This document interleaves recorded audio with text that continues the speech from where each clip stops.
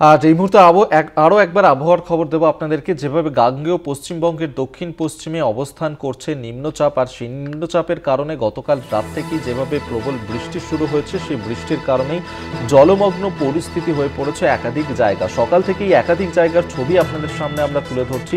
যেভাবে মানুষজন তাদেরকে রাস্তায় বেরিয়ে হয়রান হতে হচ্ছে, দুর্ভোগে পড়তে হচ্ছে এই জলমগ্ন পরিস্থিতির কারণে। দক্ষিণবঙ্গের একাধিক জেলাতেই সামগ্রিকভাবে চিত্রটা কিন্তু এটাই ধরা পড়ছে যে বিস্তীর্ণ এলাকা জলমগ্ন হয়ে পড়েছে এই প্রবল বৃষ্টিপাতের কারণে। শহর কলকাতাতে সেখানেও কিন্তু এই একই ছবি ধরা পড়েছে। টানা বৃষ্টির জেরে রাত থেকে টানা বৃষ্টির কারণে জলমগ্ন হয়ে পড়েছে একাধিক গুরুত্বপূর্ণ জায়গা। শহরের গুরুত্বপূর্ণ জায়গায় জল জমে যাওয়ার কারণে রাস্তায় বেরিয়ে কাজে বেরিয়ে সমস্যায় পড়তে হচ্ছে মানুষজনকে, যান চলাচলের ক্ষেত্রেও সমস্যা তৈরি হচ্ছে। সেই ছবি এই মুহূর্তে দেখাচ্ছি আপনাদেরকে। শহর কলকাতার অন্যতম গুরুত্বপূর্ণ জায়গা বিবি গাঙ্গুলি স্ট্রিট, সেখানে কি ছবি ধরা পড়ছে সেখান থেকে এই মুহূর্তে সরাসরি আমাদের সঙ্গে রয়েছেন প্রতিনিধি সত্য সুন্দর ভট্টাচার্য। সত্য ছবিটা তুলে ধরবে। সত্য,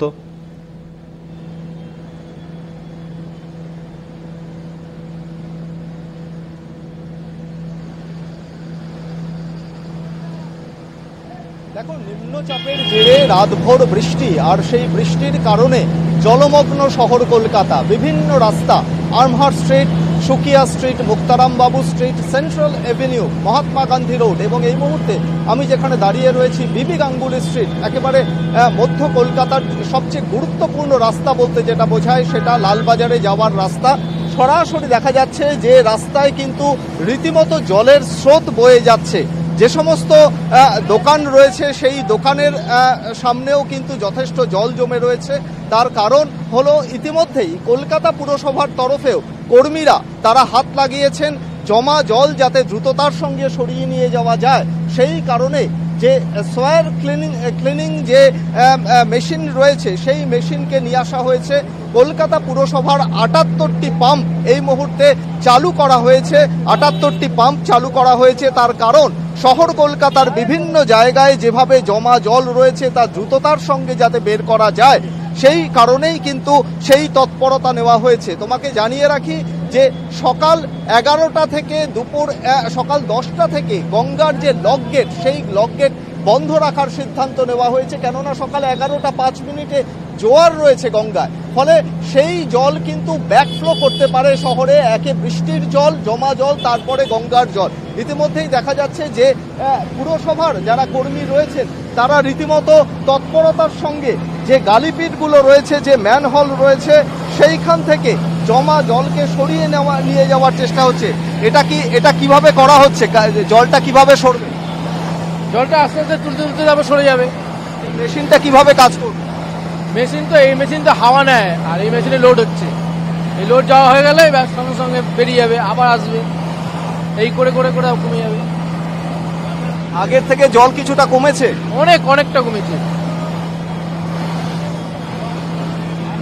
জল অনেকটাই কমেছে। পুরসভার কর্মীরা দেখতে পাওয়া যাচ্ছে যে একদিকে যেরকম হাওয়া পাস করানো হচ্ছে, হাওয়া দিয়ে অন্য আরেকটি মেশিনে সেখানে কিন্তু জলকে সরিয়ে নিয়ে যাওয়ার ব্যবস্থা করা হচ্ছে। একেবারে ট্যাঙ্কার নিয়ে আসা হয়েছে। পুরসভার কর্মীরা তৎপরতার সঙ্গে কাজ করছেন। দাদা, সকাল থেকেই আমরা রাতভর বৃষ্টি দেখেছি, এখন কিভাবে জলটা সরাচ্ছেন কিভাবে? এই মেশিন দিয়ে লোড করে ওইটাতে দিচ্ছি, আস্তে আস্তে খালি হচ্ছে, আরো গাড়ি আসছে, আরো গাড়ি করবে। মোটামুটি 6টা থেকে স্টার্ট করেছি জল তোলা। সকাল 6টা থেকেই শহরের বিভিন্ন গুরুত্বপূর্ণ যে রাস্তা রয়েছে সেই রাস্তাতে কিন্তু এভাবেই জমা জল সরানোর কাজ শুরু করে দিয়েছেন পুরসভার কর্মীরা। পুরসভার যে কন্ট্রোল রুম রয়েছে সেখান থেকেও নজর রাখা হচ্ছে প্রত্যেকটা পাম্প সঠিকভাবে কাজ করছে কিনা। আমি একটু রাস্তার ছবিটা দেখানোর চেষ্টা করব। বিবি গাঙ্গুলি স্ট্রিট, যেখান থেকে লম্বা একেবারে সোজা দেখতে পাওয়া যে সমস্ত গাড়ি রয়েছে সেই গাড়ির চাকা সেটা কিন্তু একেবারে জলে ডুবে রয়েছে। তার মধ্যে স্কুলের পড়ুয়ারা রয়েছে, অফিস যাত্রী রয়েছে, প্রত্যেকেই কিন্তু যথেষ্ট সমস্যায় পড়েছেন।